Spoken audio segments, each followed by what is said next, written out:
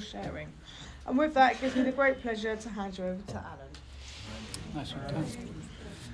Hi guys, my name's Al and I'm a recovered drug addict. And as a result of this, the Fellowship of Cocaine Anonymous, this, the Big Book of Alcoholics Anonymous, and my efforts to work and rework the 12 steps of Cocaine Anonymous, I have not had an alcoholic drink or a mind altering substance for a fair few years up until this point. My sobriety date is the 3rd of the 3rd, 2003. So I'm in my 20th year of sustained recovery in Cocaine Anonymous. If you hear one thing and one thing only, know that long-term sustained recovery is possible in this fellowship. Mm-hmm. Now, I'm sure it's possible in other fellowships as well. In fact, I fucking know it is. But I can only talk about Cocaine Anonymous. I'm a CA member with a CA home group, with a CA sponsor who serves Cocaine Anonymous and works a program of Cocaine Anonymous. And the end result is I'm clean and sober as a result of that. I'd love to go, do you know what?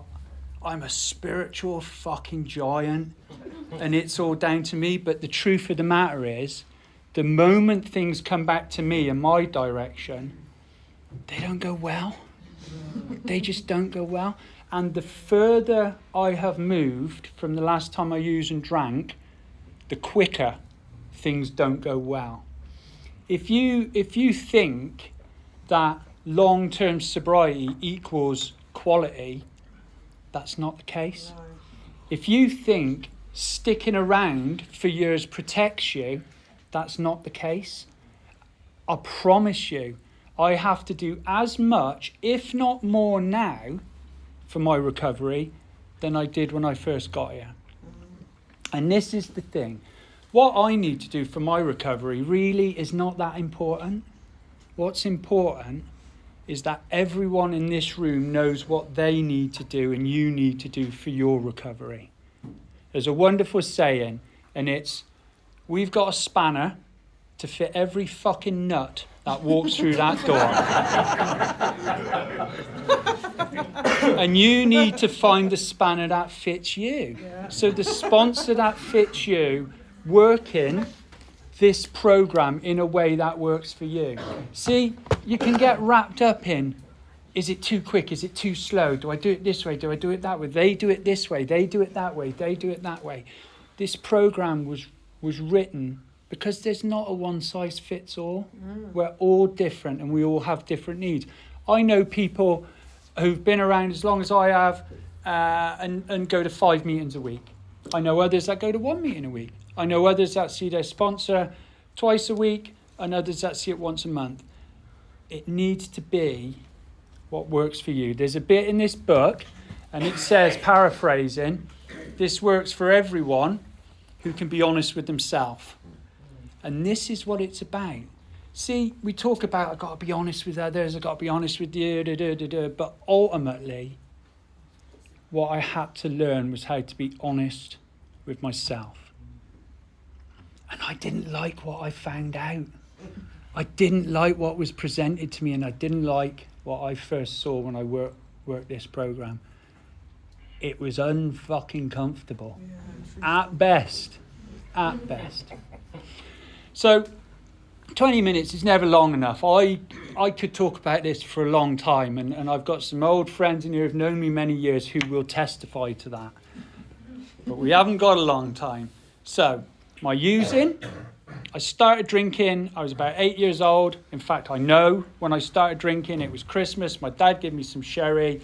I started drinking it when a thing called Sailor of the Century was on. I blacked out, I woke up.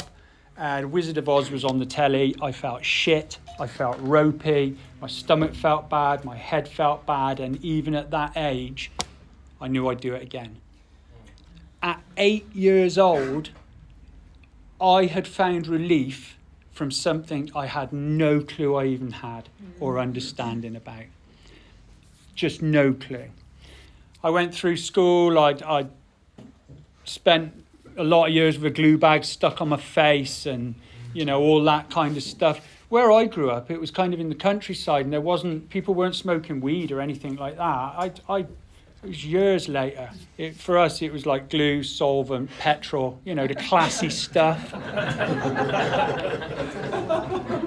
When I started drinking habitually, there was again, sorry to repeat, those who know me, there was a cider farm down the road. It was run by a guy called Bob.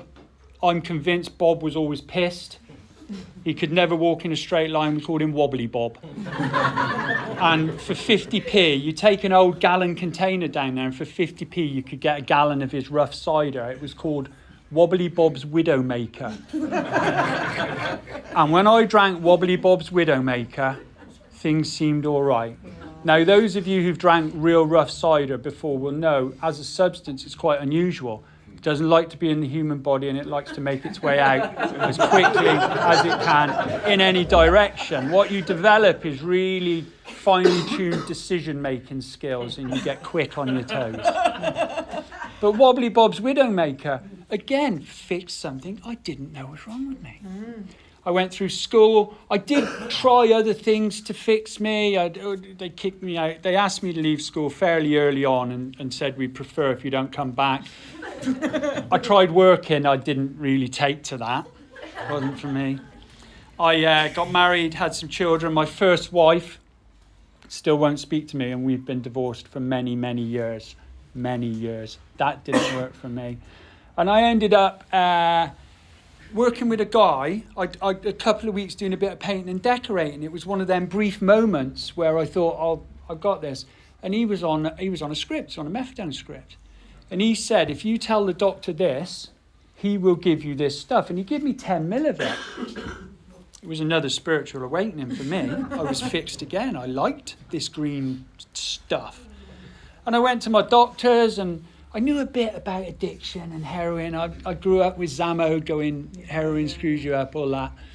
And I went to the doctors, and I gave him my tale, and I walked out with an 80 mil a day script on monthly pickup with like these big bottles of methadone, because that's the way it was where I was back then. For 8 months, it was great. The sun was shining every day, and I felt magnificent. And that was the highlight for me. That was the highlight of my using, and there were years of using after that. I came here, you guys told me about champagne, realised I'd never drank that. For me, high-class drink was Concord wine, if anybody's ever had a bottle of Concord. That was the high-end stuff for me.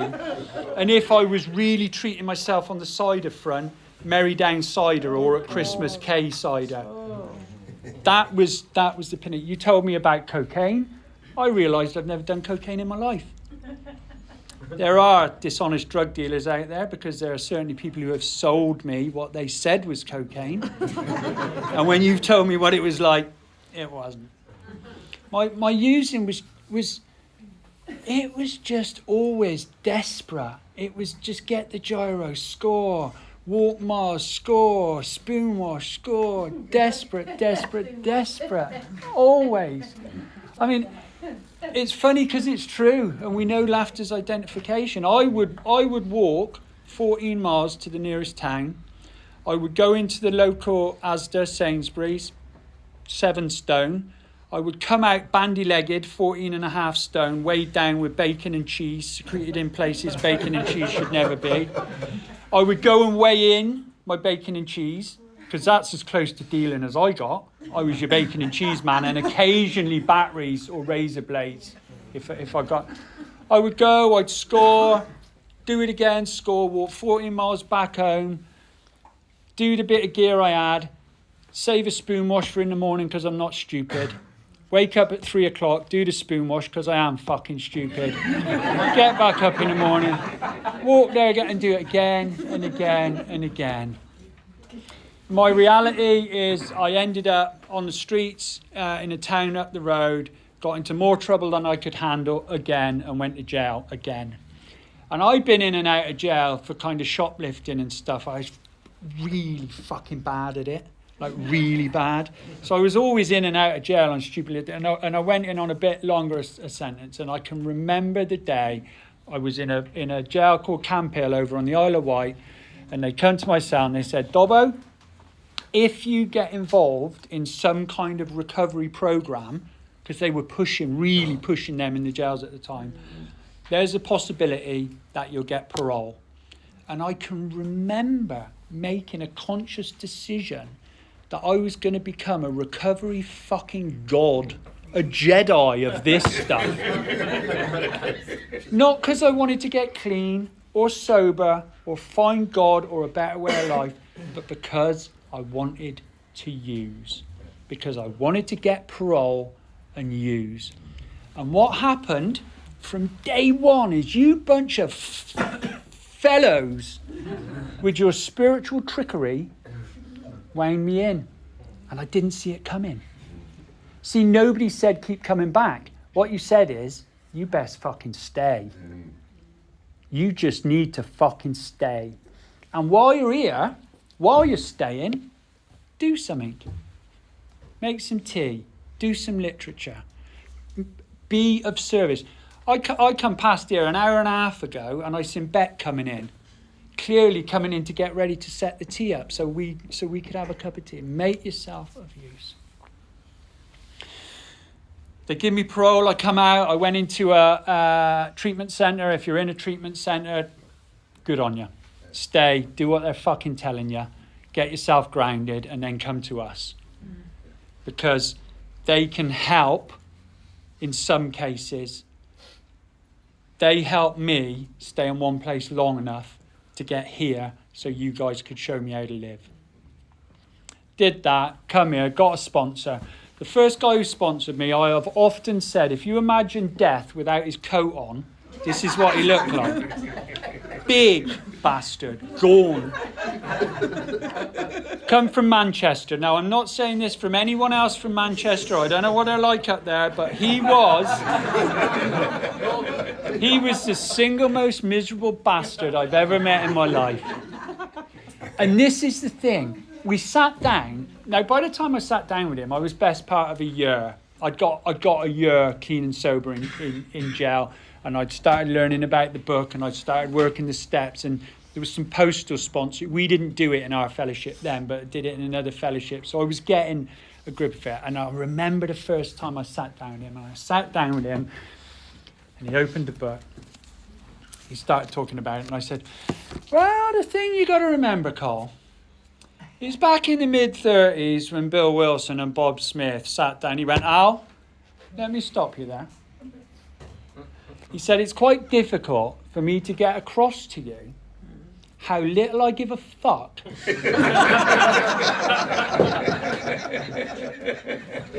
how little I give a fuck about what you know about this book or think you know.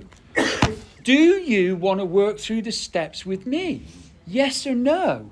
It's a really simple yes or no. And I fucking did. I just did, because I'd had a taste and I knew there was more on offer than just sobriety. I knew it was there, but it was just out of reach. And I said to him, Carl, yeah. And this man loved and cared about me more than he gave a fuck about my feelings or my precious ego or any of that shit.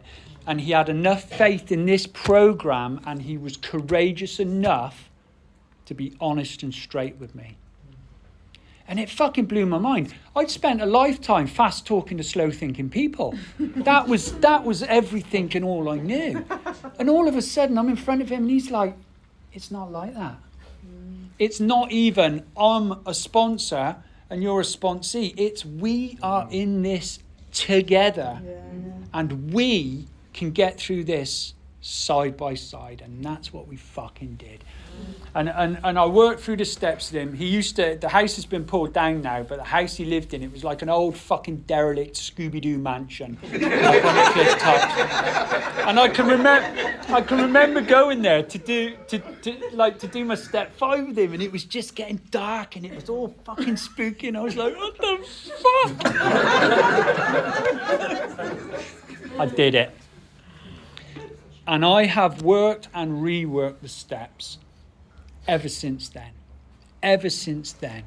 This isn't do this, work the steps, have a spiritual awakening and sunshine and happiness, because it's not sunshine and happiness. This program does not protect you from the storm. It doesn't even keep you out of the rain or keep you fucking dry sometimes. Sometimes it's fucking shit. Sometimes it's really tough. I buried my brother a couple of weeks ago, and it fucking, I tell you, anyone, those of you in here who know, you know. You fucking know. But I didn't use. I didn't drink. And I didn't go fucking insane and blow my brains out. Because we think this is just about protecting us from relapse. But, I mean, it's not like the Zammo days of the scare tactics. This is an absolute fact. If you haven't seen some of our brothers and sisters leave these rooms and not come back, stay and you will. Because the reality is, this is not to be fucked with. And just as this program gives and promises much, much, much more than relief from drink and drugs, or the obsession to use. It's not the obsession to use. The book doesn't talk about the obsession to use. The obsession the book talks about is one day we'll beat the game. One day we'll beat the game. One day I'll be in charge again. It'll be all right. One day we'll beat the game. It doesn't only protect us from that. It protects us from the insanity. Jesus Christ, the number of institutions I'd been in where they'd went, you are, like, one flew over the cuckoo's nest, fucking, without a shadow of a doubt, you know? This, so much more than that. So, I have a home group, which loves me as much as I love it. And over the years in my home group, some of my behaviour's been fucking shameful. It has not been exemplary, but it has been honest. And when I haven't been able to take care of myself, they have took care of me. I had a bike accident 6 years ago, and I ended up in hospital for a little while, and I was stuck in hospital, and they were pumping painkillers into me that distanced me from my concept of God, terrified me, and felt shit. Yeah. I mean, opiates shouldn't feel shit to someone like me. That ain't fucking natural, I tell you. My home group reached out to me, got me in on, before Zoom, before pandemics and Zoom was trendy and cool like that, they fucking, I don't even know what you used when you did that, but it was the equivalent to Zoom. And I'm in a hospital bed and my fucking home group were there. Blew my fucking mind. Absolutely. I have a home group that I'm loyal to and is loyal to me. I have a sponsor. What works for me is I phone my sponsor once a week, every Wednesday, 5:30.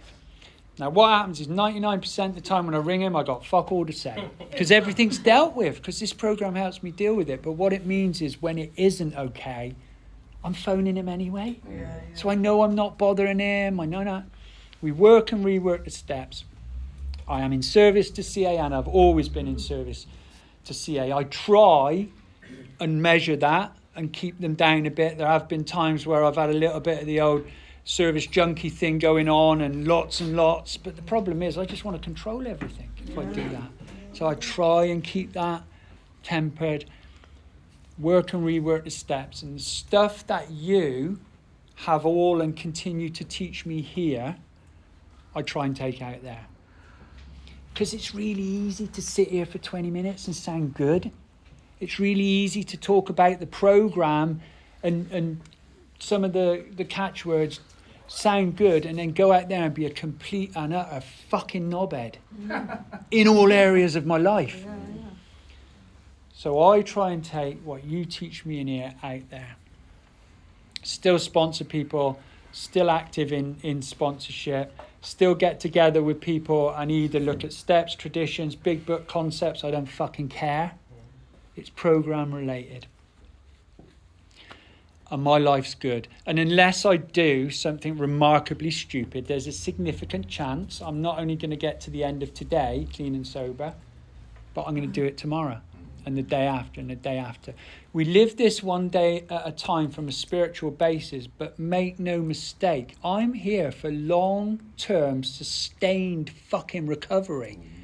Because every single person, without exception, I've spoke to many people who've gone out and come back after a relapse, and nobody has said, do you know what, Al, it was fucking great.